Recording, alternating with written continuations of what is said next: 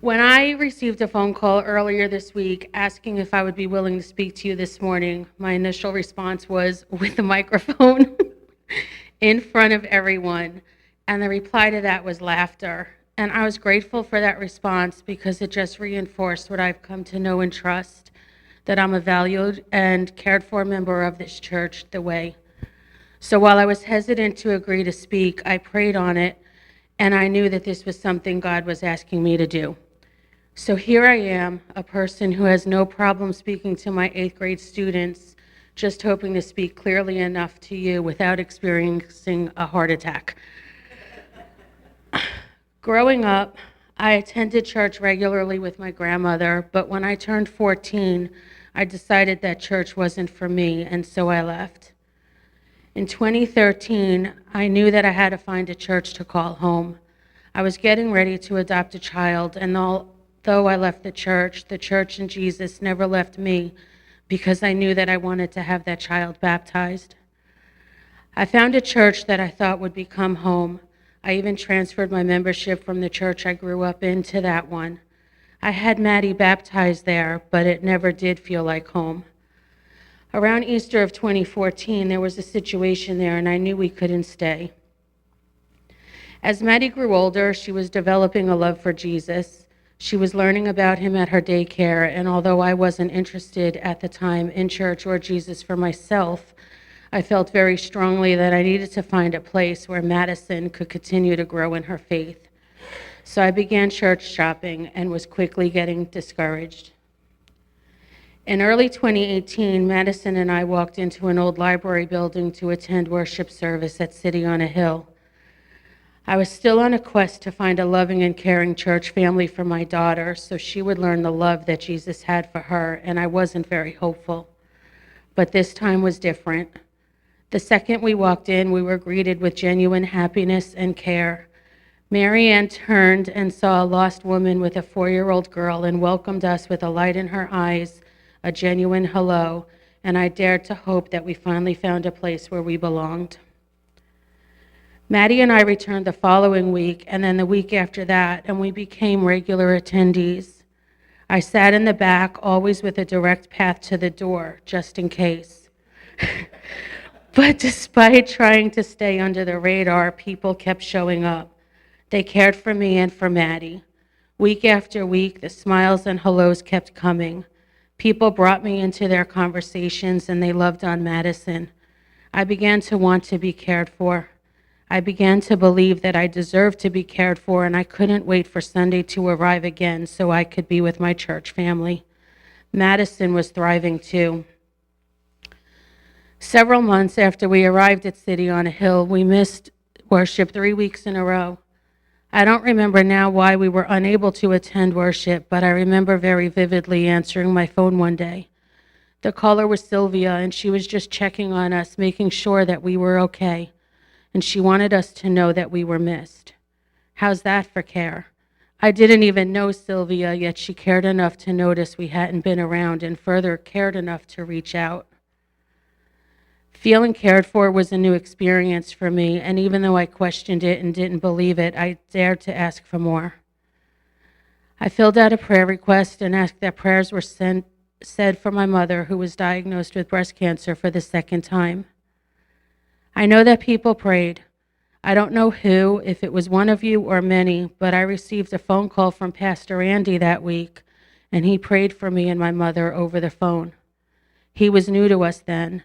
He didn't know me or my family, and maybe he's sorry he knows me now, but I'll never forget that extra step he took out to reach out and care. I slowly came out of my comfort zone and asked if I could serve in some capacity. Instead of being rejected as I feared, I became part of the hospitality team where I was able to serve coffee and connect with more people. Once that happened, Maddie and I served on every mission we could. I knew that I found my church home, my church family, and I officially became a member of City on a Hill, and the people who cared for me continued to show up. As you know, City on a Hill no longer exists. We joined forces with Woodstock United Methodist, and together we became the Way. As a person who hates change and becomes overly anxious over the slightest alteration to anything, I was appalled. How could my safe place, a place where I was so cared for, be taken away? When I expressed my apprehension, I was met with care. Pastor Andy patiently explained why this merger would probably happen, and he listened to and answered all of my questions. For the record, change can be good, and I'm so grateful to be an active member of the Way because I'm now cared for by even more people than before, people who were members of Woodstock United Methodist.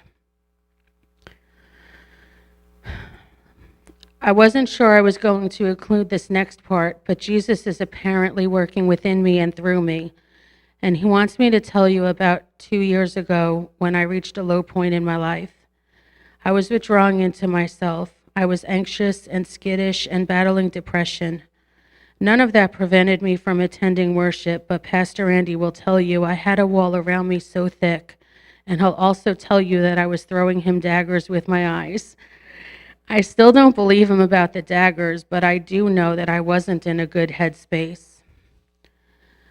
One Sunday, I was sitting in the back of the church, and I was extra anxious that day, totally withdrawn.